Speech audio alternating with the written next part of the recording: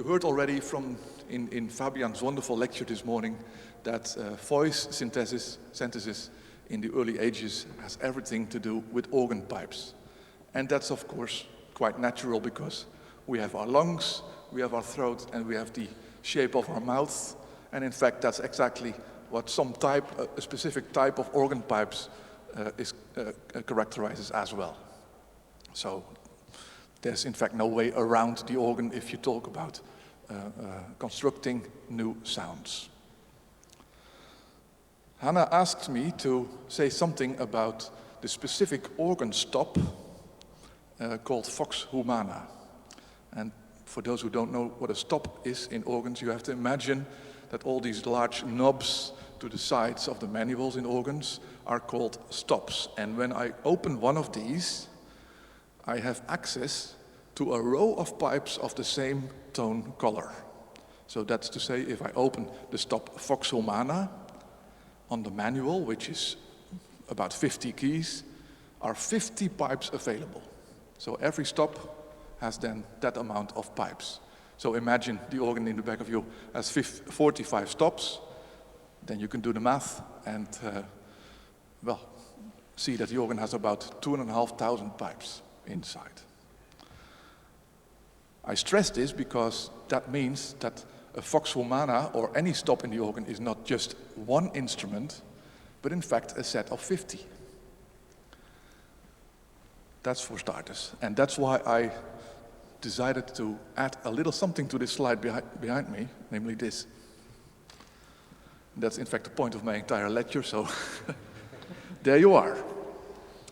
I'd like to approach this one shortly in a theoretical way and in a practical way. A theoretical way, we're going to read some ancient texts on this topic, and then in the practical part, we will listen to some recordings of Vox Humanas throughout Europe. First, we will have a look into this book, very important for anyone that likes to know a bit more about organ building in the 17th and 18th century. Jacob Adlung, Musica Mechanica Organeudi, 1768. A wonderful facsimile. And I'd like to read with you this line, translated in English. The Vox Humana is also known under the name Anthropoglossa. I did not know that, but like anthropos, man, and glossa, the tongue. Well, that's not so important, but nice to know. Secondly, this is interesting. How, though, to actually design the resonator in such a way that it produces a sound resembling the human voice is a high question. Adlung says in German, ist eine hohe Frage. So that's why this is translated so strangely. So now I'm going to walk to this table here and show you some pipes. We're talking about reed pipes. That's one of the big families in organ pipes. This is such a reed pipe. This is the boot. Inside the boot is the throat and the tongue. And this thing is the resonator. So the tongue moves, opens and closes. That determines the frequency of the pipe. And this thing here, the resonator, the shape of the resonator, that is quite determining in terms of the tone color. And Julia explained this morning how we should think about that, so that's doing the tone color. This is one pipe of the Vox Humana in the organ there. So, and it sounds like this.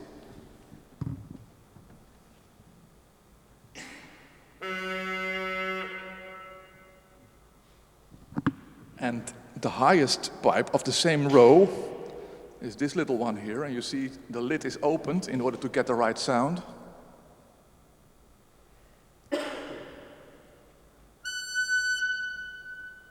Almost fluty. So that's the Vox Humana of that organ, and in order to give you an idea of the sound changes throughout that the resonator makes, I took one of the trumpet pipes as well out of the organ. That's this one, a bit larger. Again, the boot with the throat and the resonator, which is longer and has a different shape, and it sounds like this. Completely different tone, and that's exactly because the resonator has a different shape. Well, now I'm standing here. What you see here are boots for the new organ that we're building.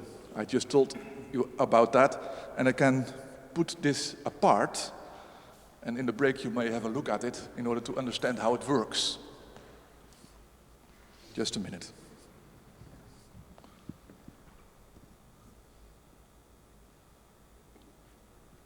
This is the boot. It's empty. Yeah. I'm always fun to talk about organs. So this is, let me say it in general terms and not use the jargon, this is the throat of this stop. And on the throat, there's a tongue that opens and closes the throat. So if I blow wind or air into this one, it opens and closes. That means that periodically wind is going out of this hole, entering the resonator that's fitting on this boot. And that resonator is made of wood and is 2.5 meters long. So it's a big one.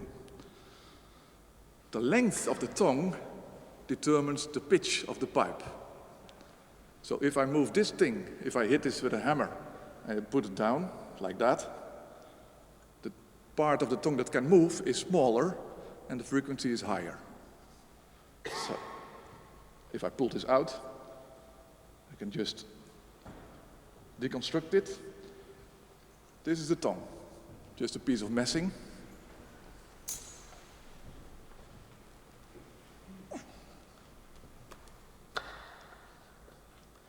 That's the throat. You see the opening, closed and opened by the tongue. And this is just the head of the piece. So that's all there is to it. And the nice thing is that if you now take a look in the break to that machine, you will see that it works in exactly the same way. That was an in-between, an aside. Okay, you now know about the resonator, so Atlung says how to actually design a resonator in such a way that it produces a sound resembling the human voice is a high question. Nothing exceeds, he explains, the beauty of the human voice itself, yet nothing is more complicated to imitate. As a result, many inventions can be heard, yet no one completely produces what its name promises. Surely there will remain a large gap between the sound of such a pipe and that of the natural voice of a man. But that's not everything. The next side is interesting as well. So we read on. Atlung says, one major factor is that the organ builders have no expertise regarding human anatomy. They do not know how the sound in a throat is formed. And even if they would have such knowledge, what kind of voice would one try and imitate? A treble voice, a tenor, alto, or a bass voice? Bass voice? It's obvious that many things remain to consider in this respect. So that's already pretty clear. And then the last line on that page that I'd like to share with you is this one, Vox Virginis. The Vox Virginea, the voice of a virgin, has perhaps the same quality as the already mentioned Jungfernregal. So there was not only a Vox Humana, meant to resemble the human voice, but there was also a Vox Virgina. And Atlung is not really sure about how it should be built. He says, well, her intonation is meant to be sweeter than the Vox Humana, and its resonator, there you have the word again, is probably a bit narrower. That's all. But we have Pretorius, who writes about exactly that in 1619, and that's quite revealing in this respect. The Jungfrauenregal is a small open regal. A regal is a family of stops with short resonators, as Pretorius says, with a small resonator, 1 or in most cases 2 inches high. And then the important part comes, it sounds, if combined with other stops and flutes in the pedal, like the voice of a young girl that tries to sing a bass line. So that's kind of an answer to the question, were these stops meant to imitate real voices? No, it's more like the other way around. It has a certain quality to it, and that resembles, well, in this case, a young girl trying to sing a bass. That's two very old sources, but even more modern sources have the same, well, irony almost about this topic. This is a book, a very important Dutch book on organ building in Dutch from 1947 and extended in 1980 by Bouwman. And he says, well, the Dutch is interesting as well for those of you who can read that. Waar men de menselijke stem tracht te benaderen, wordt het karakter er meestal niet beter op. That's almost not translatable in English for me, but trying to make it sound like the human voice has in most cases a tendency to lead to less convincing results. Again, it's a beautiful sound, it has this name, but the pretension that it should sound like a human voice is probably a bit too far-fetched. Which leads us to the closing of the part one of my little talk. The theory shows us that organ builders and experts doubt whether Vox Humanas really sound like the human voice, and they don't seem to really care. A stop gets its name because it resembles a specific instrument or voice, and that's pretty much it. The practice underlines that. In fact, if you look at the history of organs and organ building, then you see that every region and every period produces a very specific Vox Humanas. So a French Vox Humana sounds different than a German one. And again, you can of course say that that resembles a specific way of talking and voice using. But that's in fact something I'd like to stress, that the Vox Humana is in fact a fiction. There's no such thing as the Vox Humana with a specific form of resonator, specific length, throat form, and so forth. So, the examples. We're going to listen to a few of them. The first one is from a very famous organ builder, Arp Schnitger. This is the organ in Norden. And this is a very funny little movie.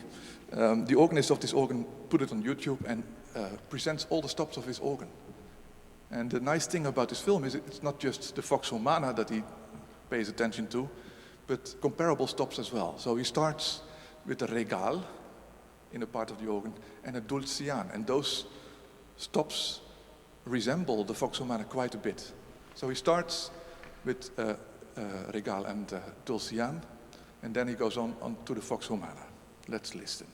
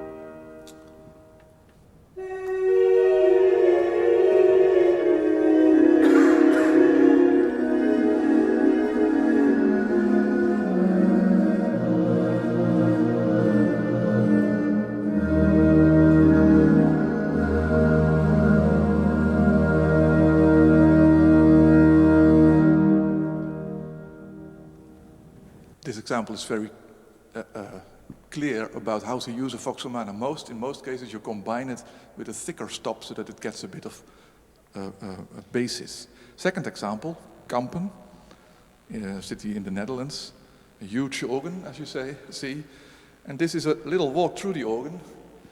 This is up in the organ case, and this is the Vox Humana, a part of it. That's the stop puller. These are the oldest pipes, 1743. But in the same stop, as you will see in a minute, there are other pipes with little holes in it of a completely different form, the resonators, that belong to the same stop and are from a completely different make. And indeed, they're called pepper pots. So you make the move. Compare the former one you heard in Norden to this Vox Humana.